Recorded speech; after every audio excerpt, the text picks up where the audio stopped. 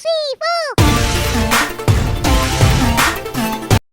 अब हम पढ़ेंगे कि हीमोस्टैसिस के प्रोसेस में क्या होता है, ये हम डिटेल में जानने की कोशिश करेंगे।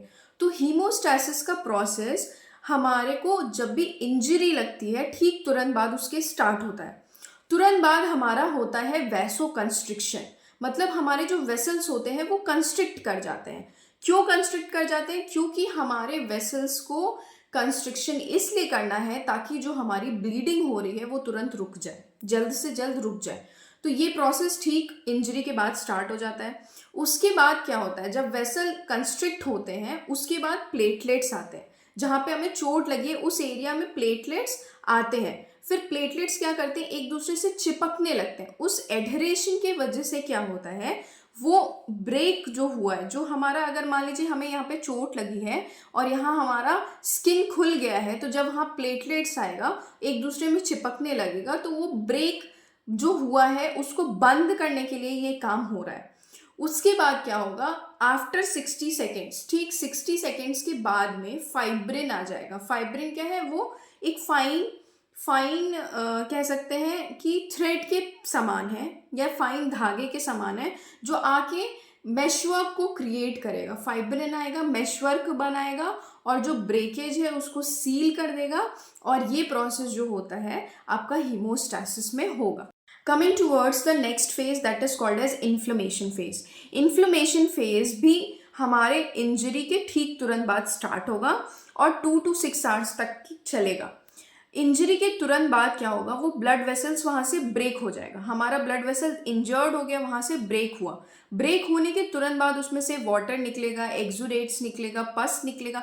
ये सारी चीज़ें जब निकलेंगी तो वहाँ पे इन्फ्लेमेशन कॉज करेंगी, वहाँ पे स्वेलिंग कॉज करेंगी। स्वेलिंग के साथ साथ हमें रेडनेस भी हो सकती है, उसमें हमें पेन भी हो सकता है, लॉस ऑफ सेंसेशन भी हो सकता है।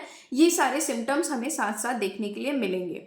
और उसके साथ ही साथ फैगोसाइटोसिस का प्रोसेस भी होता रहेगा। फैगोसाइटोसिस क्या है? Phagocytosis removal of dead tissues, removal of debris, removal of bacterias, removal of pathogens, जो भी कह सकते हैं आप, वो फैगोसाइटोसिस का प्रोसेस करेगा। और यही है आपका इन्फ्लेमेशन प्रोसेस। नेक्स्ट हमारा प्रोसेस है जिसको हम कहते हैं प्रोलिफरेशन। प्रोलिफरेशन के प्रोसेस में बेसिकली क्या होता है, covering of the wound surface या filling of the wound surface और contractions of the wound margins. जो मार्जिन्स होती हैं वो कॉन्ट्रैक्ट हो जाती हैं, वुंड की मार्जिन्स, और वहाँ फिलिंग स्टार्ट हो जाती है। और वहाँ एपिथेलाइजेशन का वर्ड आपको याद रखना है, दैट इज एपिथेलाइजेशन। उसमें एपिथेलियल सेल्स आते हैं और वहाँ मेशवर्क क्रिएट हो जाता है और वो वहाँ पे फिलिंग स्टार्ट हो जाती है। तो बेसिकली ये एक रीमॉडलिंग यहाँ पे होता है। रीमॉडलिंग के साथ साथ जो ब्लड वेसल्स का जो नेटवर्क होता है वो भी स्ट्रॉन्ग एनफ हो जाता है, ताकि ब्लड वेसल्स वहाँ पे रिकंस्ट्रक्ट होते हैं, ताकि वहाँ पे ऑक्सीजन सप्लाई अच्छे से हो सके, ताकि हीलिंग प्रोसेस आगे बढ़ सके। तो ये सारी चीज़ें होती हैं प्रोलिफरेशन के केस में, जो कि आपको याद रखना है।